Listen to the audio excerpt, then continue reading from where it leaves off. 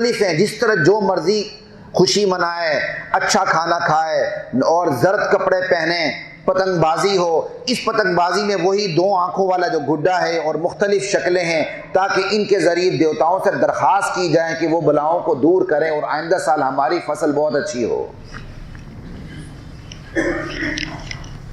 वही बात, ये है हिंदुआना बसंत।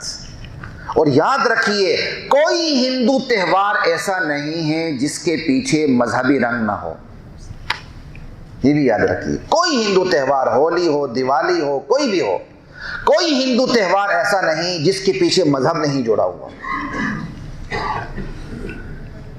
बाकायदा अकीदा है, देवताओं की रूहें आती हैं उनके अकीदे के मुताबिक, वो शरीक होती हैं उनके त्योहारों में।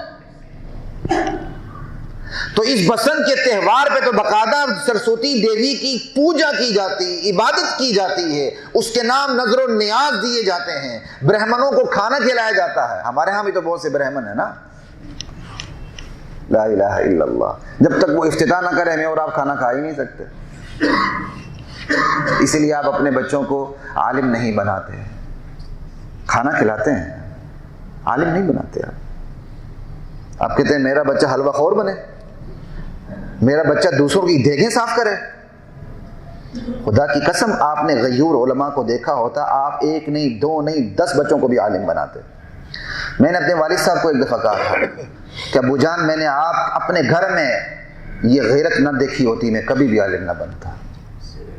अल्हम्दुलिल्लाह मैंने अपने घर में अपने वालिदैन का किरदार देखा है, तो सोच समझ के शऊरी फैसला करते हुए इस लाइन पे कदम रखा। अल्हम्दुलिल्लाह मैंने अपने घरों में भी देगें साफ करते हुए देखा होता, हर त्यौहार के ऊपर अब्बा जान जा रहे हैं और खा खू के जेब भी भर के ला रहे हैं। एक जेब में बोटे पड़े हुए हैं, दूसरे जेब में चावल है, इधर एक गिलास लटकाया हुआ है, उसके अंदर दूध है, दूसरे के अंदर दही है, थोड़ा सा हलवा है, और 32 दान दिखाते हुए मौलवी साहब घर पे आते हैं। थू लानत, फिर औलाद क्यों बने आलिम? ऐसी औलाद तो फिर जूते बेचने पे फख्र महसूस करेगी, बजाय ये कि दूसरों के देख साफ करे। ये चीज हिंदुस्तान में इन्हीं लोगों से चलते चलते हमारे यहाँ दाखिल हुई है। आपको इशारा करने का मकसद ये है, इन्हीं लोगों से होते हुए आई है। ये लोग या हमारे मुसलमानों ने ये चीजें अडॉप्ट कर ली, या वही हिंदू मुसलमान हुए तो अपने यहाँ उन्होंने ये चीजें रखी, खत्म नहीं की। दोनों चीजें हों। ये है हिंदुआना बसंत।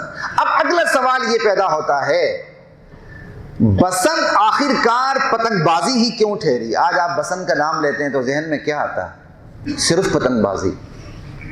अगरचे अब जरद कपड़े शुरू हो गए हैं, शादियों में बच्चे जरद बकायदा वो पूरा दुपट्टा टाइप का लेते हैं। लड़की दुपट्टा ले ना ले, लड़का दुपट्टा जरूर लेने लग गया है। ये दरमियानी नस्ल बहुत हो गई, अब मुसीबत है, गिन आती है इनको देखते हुए। ना ये मर्द ना ये औरतें। चलो कोई कशिश हो तो बंदा सोच भी ले, निकाह का पैगाम भेज दे। इनके साथ क्या करें? इनको तो देख के घिन आती है। लड़की तैयार इस तरह नहीं होती पार्लर में जैसे आज का लड़का तैयार होकर बाहर निकल रहा होता। सोचती घिन आती इन लोगों से। तो बसंत आखिर जाके पतंगबाजी कैसे ठहरी? असल नुक्ता ये है यहां समझने की, तो इस पर थोड़ी सी गुफ्तगू कर लेते हैं। बसंत पतंगबाजी बसंत का एक हिस्सा था, बस पूरी बसंत पतंगबाजी का नाम नहीं था। हुआ यूं, मुगलों के दौर में गालिबन ये 1700 कुछ का वाक़या है।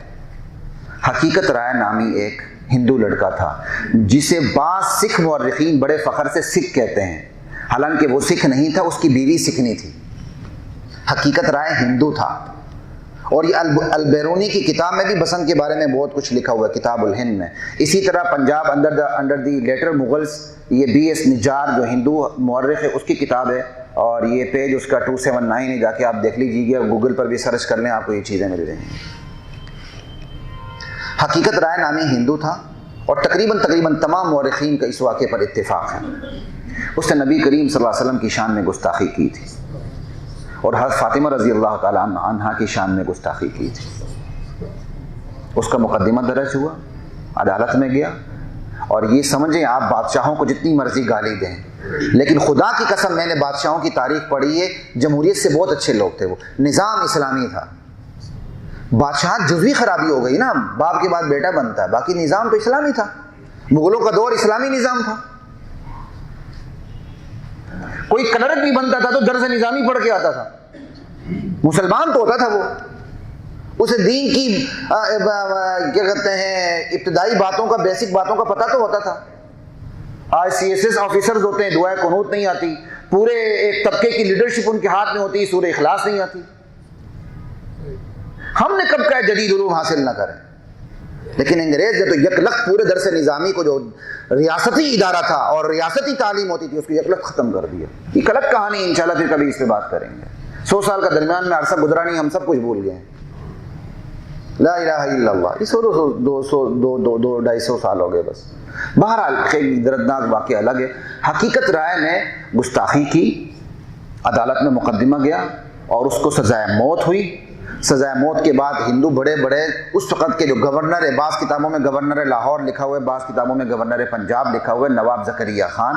नवाब ज़करिया ख़ान की खबर बेगमपुरे में शाही मस्जिद के सामने बनी हुई। आजकल वहाँ गाड़ियाँ खड़ी होती हैं। कब्ज़ा ग्रुप ने कब्ज़ा करने की कोशिश की, लेकिन हम लोगों ने छुड़ा दिया था। उसका मुझे बड़ा खमियाजा मुझे खुद भुगतना पड़ा। मेरी 17वें स्केल की नौकरी गई थी उसी वजह से। फिर आपके सामने बैठा हूँ, मेरे सामने 17वें 18वें स्केल की कोई नहीं, मैंने तो आपके सामने दीन बयान करना, एक अलग कहानी है। तो खैर, नवाब ज़करिया ख़ान की वहाँ कब्र आज भी है। नवाब ज़करिया ख़ान के पास ये केस गया, उसने सजाए मौत ख़त्म करने से इनकार कर दिया, लेकिन हकीकत राय को इस्लाम की दावत दी। अगर तुम इस्लाम कबूल कर लेते हो तो फिर हम तुम्हारी सजाए मौत ख़त्म कर सकते हैं। लेकिन हकीकत रामी हिंदू राय नामी अकलौता बच्चा था, अकलौता नौजवान लड़का था, उसने अपने हिंदू मत को छोड़ने से इनकार कर दिया और उसी पे उसकी सजाए मौत हुई। उसकी बीवी सिखनी थी, लिहाजा सिखों और हिंदुओं का ये मुश्तरका गम था। और तारीख में ये भी लिखा है कि जिस दिन उसको सजाए मौत हुई, इत्तिफाकन वो बसंत का दिन था, लेकिन ये ज़रूरी भी नहीं। बहरहाल उसकी मौत हुई। उसकी यादगार हिंदू रईस कालू राम ने खोजे शाही में बनाई, जिसको कोट ख्वाजा सईद कहा जाता है। ये शुमारी लाहौर में इलाका है, ठीक है। मैं खुद गवर्नमेंट कम्प्रीहेंसिव का पढ़ा हुआ हूँ। उसके पीछे मैं खुद उसकी यादगार पे एक दफ़ा मैं गया था अरसा पहले। वो बेआबाद सी यादगार है, गलियाँ बनी हुई है बस, वो अब बिल्कुल उसकी यादगार बनी हुई है उसी हकीकत राय की। और उसको फांसी कहाँ दी गई? सिख नेशनल कॉलेज में, जो UIT का हिस्सा है इस वक्त, यानी इंजीनियरिंग यूनिवर्सिटी के अंदर हकीकत राय को फांसी दी गई है, आपकी UIT में। ला इलाहा इल्लल्लाह। अब जो पंजाब का मेला बसंत है, आइंदा के लिए कालू राम ने उसी पर उसको क्या कहते हैं, मेले को उसकी यादगार बना दिया। यानी इत्तिफाकन बसंत के दिन उसकी फांसी हुई थी या उन्हीं दिनों के अंदर हुई